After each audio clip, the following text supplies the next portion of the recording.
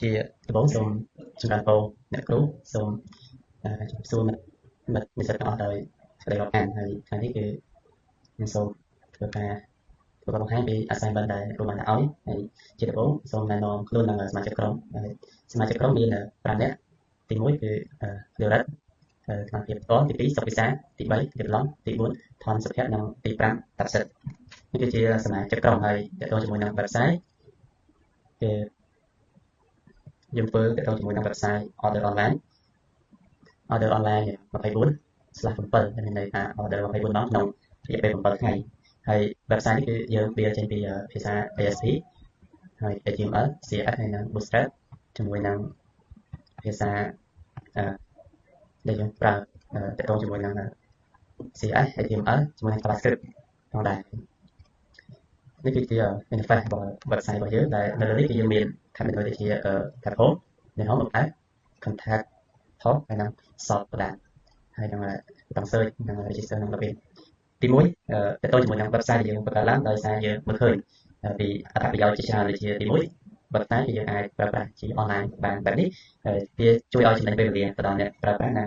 អ្នកធ្វើដែរអ្នកលក់ដែរចឹងទី1គឺចំណេញពេលវេលាទី2គឺងាយស្រួលសម្រាប់អតិថិជនអ្នកទិញជាមួយនឹងអ្នកលក់ទៅងាយស្រួលទី2មួយទៀតគឺមនុស្សបច្ចុប្បន្នល្បច្រើនហើយការប្រើប្រាស់បច្ចេកវិទ្យាក៏មានការជឿនលឿនដែរដោយមានការប្រើប្រាស់កុំព្យូទ័រមានការប្រើប្រាស់ទូរស័ព្ទដៃជាដើមដែរងាយស្រួលនៅក្នុងការ order នៅកម្រិតជាបាននឹងរបស់ហូបមួយចំនួនតាមរយៈ website ដែលយើងបានបង្កើតដោយសារពេលវេលាពួកគាត់មិនមានការប្រើប្រាស់ technology ជាច្រើនអញ្ចឹងវាមានអត្ថប្រយោជន៍ច្រើនសម្រាប់ពួកគាត់នឹងបង្កើនភាពងាយស្រួលដល់អតិថិជននិងអ្នកលក់ដូរនៅលើ website នឹងហើយនឹងអត្ថប្រយោជន៍ផ្សេងៗច្រើនទៀតហើយមួយទៀតទៅជាមួយនឹងចំណុចខ្វះខាតដែលការវា website របស់យើងគឺមានចំណុចខ្វះខាតច្រើនតែក្នុងនោះយើងយើងបានគិតគឺយើងធ្វើអត់ទាំងអស់ហើយមួយទៀតទៅជាមួយនឹងការ order គឺយើងនៅពេលដែលអតិថិជន order គឺយើងមានទៅនឹងបតាជាងឯកប្រហែលជាអត់បានច្រើនសំរុំទៅតាមប្រភេទ category ទៅជាប្រភេទនៃបតាត្រូវមាន detail ទៅជាមួយនឹងព័ត៌មានផ្សេងហើយមួយទៀតទៅជាមួយនឹងអតិថិជន order បើសិនជាគាត់ order ខាងនេះនៅ website ដែលយើងបានបង្កើតក្នុងពេលនេះគឺវានៅមានការពិបាកក្នុងការទូទាត់ថវិកាម្យ៉ាងទៀតយើងអាច alert message ជាមួយ alert អីមួយដែលឲ្យ customer ដែលជាអ្នកទិញហ្នឹងគាត់មានការទទួលដឹងពីការ order របស់គាត់បានច្បាស់លាស់ហើយងាយស្រួលឲ្យវាលះទៅ website គេធ្វើឲ្យគឺយើងគិតទៅតែយើងធ្វើអត់បានហ្នឹងគឺជាចំណុចខ្វះខាតមួយចំនួនដែលយើងពុំទាន់បាន build កើតនៅក្នុង website នេះអញ្ចឹងនៅក្នុង website ទី1សូមរៀបរាប់ពី interface ទាំងមូលដែលទី1គឺយើងមាន home tab នៅក្នុង home គឺយើងមានតទៅជាមួយនឹងរូប slide នេះគឺយើងដាក់ detail មើលទៅឲ្យសមទៅនឹងឈ្មោះរបស់ website យើងដែរហើយមានប៊ូតុងនេះគឺជាប៊ូតុង sort ដែលយើងអាច click ទៅកាន់ sort ប៊ូតុងនេះម្ដងហើយនឹងពាក្យមួយចំនួនហើយនឹង service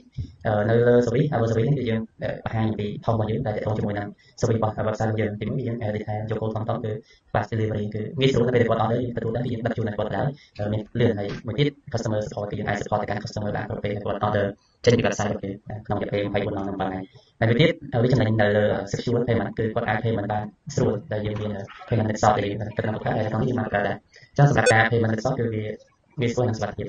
ហើយទៅជាមួយនឹង product feature នេះគឺយើងបង្ហាញនៅទីនេះយើងបង្ហាញពី product ដែលមក product នេះគឺជា static យើងបានចាត់តម្លៃចេញពីនេះ product ដែលយើងចង់ដាក់កន្លែងនេះហើយជាចំណុចខ្វះខាតដែរគឺយើងចង់ទាញ product ណាដែល framework ដែលលក់ដាច់ច្រើនជាងគេនៅក្នុង website របស់យើងឲ្យវាមកចូលនៅកន្លែងហើយមានតែហើយមួយទៀតទៅជាមួយនឹង what our customer as ដែលយើងគឺហើយដែលច្បាស់គឺជាលក្ខណៈ message feedback ពីអតិថិជនគាត់ប្រើប្រាស់ website order របស់យើងអានេះគឺនៅក្នុង tab home នៃ home ហើយមួយទៀតគឺទៅជាមួយនឹង menu bar ថាបានគឺយើងនិយាយពី about គឺទៅជាមួយ website របស់យើងមានពាក្យសាគមមួយទៅផ្សេងមួយចំនួនជាឧទាហរណ៍ហើយបានជាយើងដាក់ហើយមួយទៀត our mid theme នេះជាឧទាហរណ៍ដែរគឺយើងចង់ដាក់បង្ហាញពី background របស់ website របស់យើងថាមានពីណាគេដែលជាជាអ្នកគ្រប់គ្រងមានក្រុមការងារអីបែបណាគឺយើងដាក់នេះនៅបែបនេះតែប៉ុណ្ណឹងទៅមានច្រើនយើងថែមទៀតហើយមួយទៀតទៅនឹងគាត់អាចមើលឃើញពីអីគាត់អាច contact មកកាន់website របស់យើងទៅតាមរយៈការដោះស្រាយបញ្ហាផ្សេងៗទៅអ្នកដងផ្សេងៗនៅលើ website គាត់អាចទាក់ទងមកកាន់រយៈទូរស័ព្ទ Gmail ឬមក Facebook page ឬ Telegram អីចឹងដែរយើងអាចចូលទៅបាននៅក្នុងនេះយើងបានដាក់ជា Telegram group ឲ្យគាត់ដែរហើយ Facebook គឺយើងដាក់ជា Facebook page តែនេះដោយសារ account បានទៅវិញអញ្ចឹងយើងមានប៉ុណ្ណឹងនៅក្នុង about page ហើយមួយទៀតទាក់ទងជាមួយនឹង page top គឺយើងផុសពី page និងព័ត៌មានមួយចំនួនដែលយើងមានជា slide ជារូបភាពក្បាលនៃរបស់យើងហើយមកក្រោមយើងមានទាក់ទងជាមួយនឹងពាក្យនេះគឺជាផុសដែលយើងមានយើងផុសនេះជាឧទាហរណ៍ទេតែអីដែលយើងផុសយើងអាចផុសទាក់ទងជាមួយនឹងព័ត៌មានអីដែលនេះទៅយើងអាចបានយើងអាចផុសបានជាលក្ខណៈ product delivery របស់អ្នកផ្សេង order អ្នកផ្សេងព័ត៌មានអ្នកផ្សេងចឹងគេលក្ខណៈព័ត៌មានទាក់ទងជាមួយនឹងព័ត៌មានទូទៅកីឡាអីយើងអាចផុសបាននៅទីនេះហើយ ព័ត៌មានអីគឺយើងជាគោលបំណងយើងចង់ដាក់ទៅជាឧទាហរណ៍ហើយនេះគឺយើងសូមតែ category ប្រភេទ category ទេហើយនឹងប្រភេទឈ្មោះចុះបើសិនជាគាត់ចង់មើល detail គឺយើងឲ្យគាត់ចុចកន្លែងនេះគាត់អាចមើល detail ព័ត៌មានហ្នឹងថាឧទាហរណ៍ថាកន្លែងរួមនឹងជាអីរបៀបអីចង់ព័ត៌មានអីដែលថ្មីៗវាអាច update អាចដាក់ជូននៅកន្លែងនេះបានអានេះតើតើជាមួយនឹង contact form យើងដាក់ជាមួយនឹង form របស់នេះជាដើមហើយនៅ tab មួយទៀតគឺតើតើជាមួយនឹងសបបដាដែលនៅក្នុងនេះគឺយើងមានបដាចឹងនៅក្នុងបដាគឺយើងមាននេះដូចគ្នាគឺយើងដាក់រូបនេះដូចគ្នាដែរវាមានសេសណាចេញមកម្ដងនេះម្ដងហើយនេះគឺជា slash order គាត់អាច order បាននៅលើ website របស់យើងដែរមាននេះគឺជាអីបានជានេះដែលយើងដាក់គាត់ order ចឹងតើតើជាមួយនឹងការ order តើតើជាមួយនឹងការ order គឺអតិថិជនអាចមើលបាននៅលើហ្នឹងចឹងអីបានតែគាត់មើលអាចមើលបានគាត់នេះគឺយើងចាប់បានតែនៅដើម្បីបង្ហាញទីមួយឈ្មោះដែរធ្វើ category ហើយ expire start ដែរគឺ start ដែរ expire ដែរហើយបើសិនជាវាមាន status ផ្សេង available បើសិនជាអត់ទេគឺវាលោតចេញជា expire ហើយនឹងបើសិនជាអត់មាន stock គឺវាអស់ចឹងគាត់ចង់មើល detail ចឹងគាត់អាចចូលគាត់ចូលគាត់មើល detail របស់ laptop Acer គាត់ចង់ order របស់មួយហ្នឹងហើយគាត់មើលទៅនៃ laptop ហ្នឹងប្រភេទអីហ្នឹងទៅហើយមាន detail មានរ៉ាមហើយជាចំណុចខ្វះខាតគឺយើងចាប់អានេះគឺយើងចង់ចាប់វាជាប្រភេទខ្លះមួយដែលអាចបញ្ជាក់ដូចជា category ដូចជាអីចឹងគឺចង់មាន RAM CPU ទៅតាមប្រភេទដែលយើងដាក់ចង់ជាឲ្យវាស្អាតជាងតែនេះសារយើងធ្វើអត់កើតយើងចាប់អត់ទាន់យល់ដែរហើយធ្វើបានអត់តាមទេគាត់មើលហើយបើសិនជាគាត់ត្រូវចាត់តម្លៃគាត់មានប៉ុណ្ណឹងគាត់មានប៉ុណ្ណឹងហើយនៅក្នុង stock ដែលមានគឺ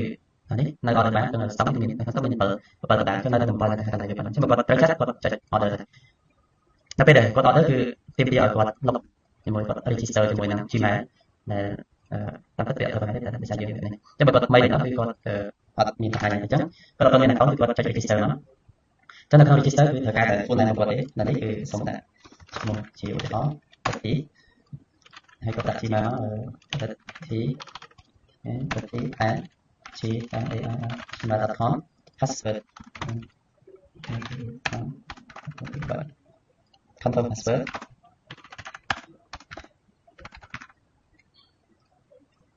តើមកគាត់ sign up ចានេះយើងដាក់មកចាប់ save បានបន្ទាប់ពីគាត់ register បានសោះហើយយើងចូលវា login នេះឈ្មោះនេះ Gmail នេះធ្វើការ login បន្ទាប់ពី login ចូលហើយវានឹងបង្ហាញចឹងគាត់ order ដែរគាត់ order ម្ដងទៀតបើសិនជាអាចគាត់ចូលមក login account ហើយបានអញ្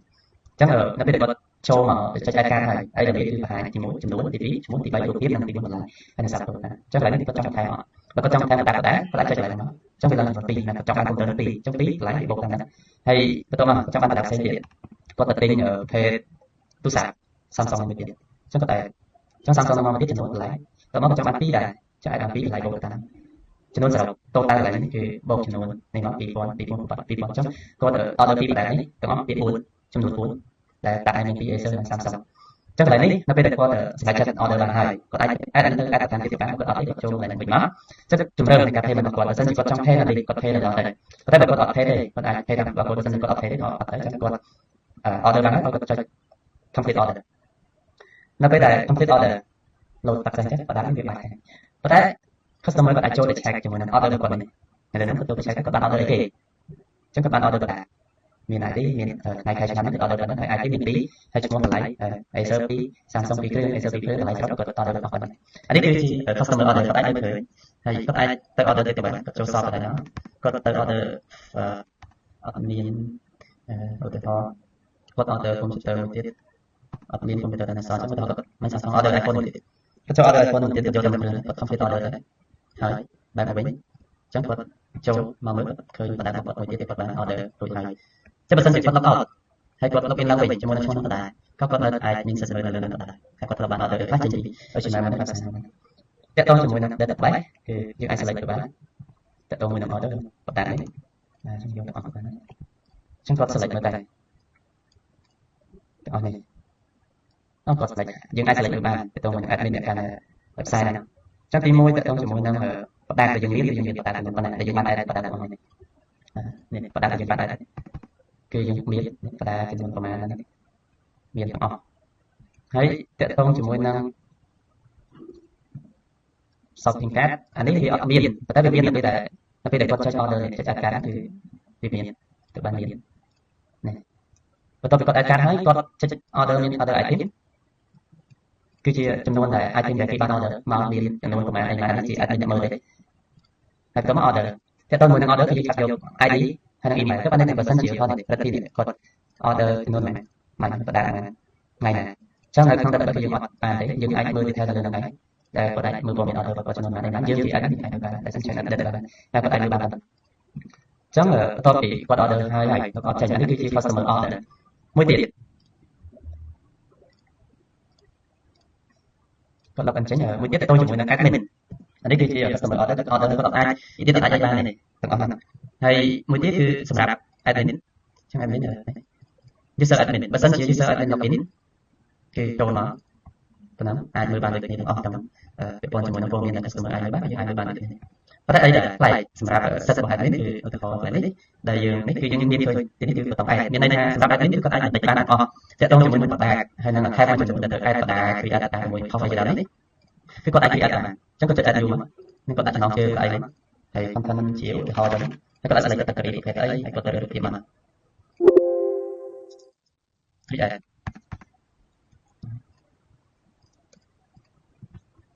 ចឹងគាត់អាចមើលបានទៅលើ comment admin អាចមើលអាច edit admin អាច delete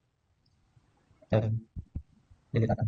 ចឹងបានយើងអាចធ្វើការសម្រាប់ជាសិក្សាហើយនៅលើបដាក៏ដូចជាគាត់អាចធ្វើការ create data ចឹងគាត់ create data តែdescription អីចឹងជាឧទាហរណ៍ like 200ចឹង starter យើងដាក់ starter ដល់ទៅទៅ starter ដល់ expire នេះទៅទៅនឹងទៀតទៅចង់បានអត់ឲ្យចាំបានចឹងគាត់ create ទៅហើយចឹងគាត់បាទចឹងបាទចឹងគាត់តែមាន10ទៅចូលដល់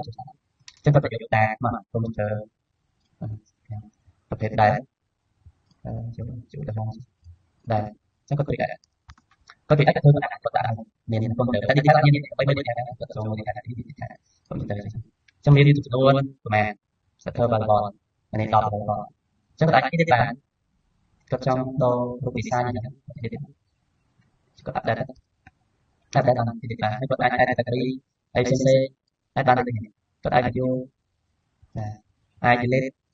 បានទាំងអស់ category បានអាច delete បានកន្លែងនេះទៅជាមួយនឹងបានហើយផងនេះចឹងគាត់អាច view បានហើយចឹងទៅបានច្រើនដែលយើងមានចឹងអាច delete អាច view អាច edit បាន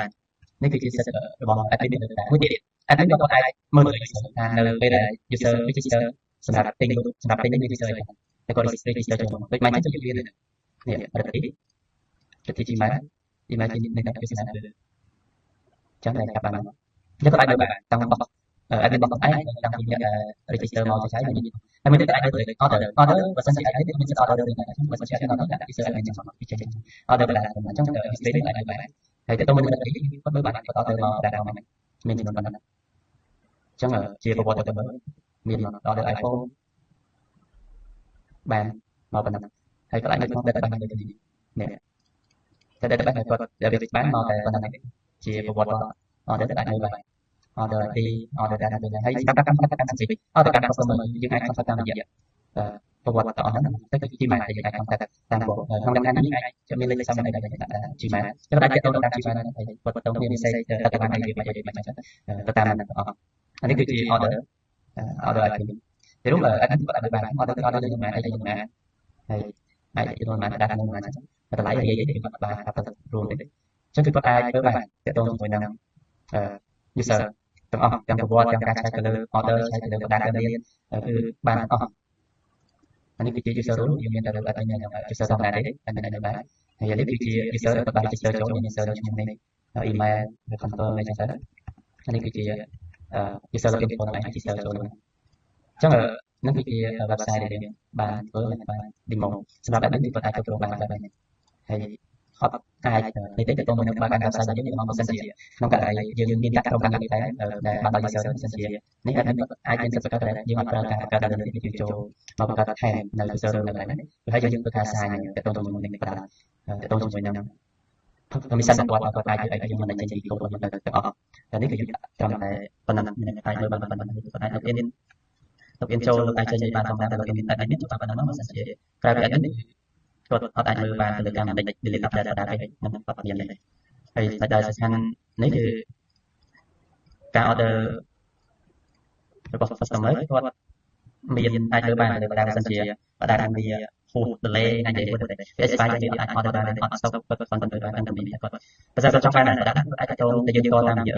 Gmail មួយ service ទូរស័ព្ទមួយ contact តាម Telegram មួយ process តែម្ដងអញ្ចឹងអាចនិយាយឲ្យបានយើងដឹកគាត់បើសិនជាករណីដែលវាអត់មានគាត់មាននេះយើងរៀបចំជូនគាត់តាមតែម្ដងអញ្ចឹងនេះគឺជា ការធ្វើបទបង្ហាញពី website របស់យើងគឺអស់ប៉ុណ្ណេះទាក់ទងជាមួយនឹងលក្ខខណ្ឌនៃការប្រើប្រាស់របស់ customer នៅឯនេះដែលគាត់អាចមើលអាច check អីបានទៅតាមហ្នឹងអញ្ចឹងការធ្វើបទបង្ហាញគឺ website យើងបានតែប៉ុណ្ណឹងគឺអស់ហើយសូមអរគុណដល់អ្នកអរគុណដល់អ្នកនរគ្នាបាទតាមដាននិងមើលការធ្វើបទបង្ហាញរបស់យើងទាំងអស់គ្នាអរគុណច្រើន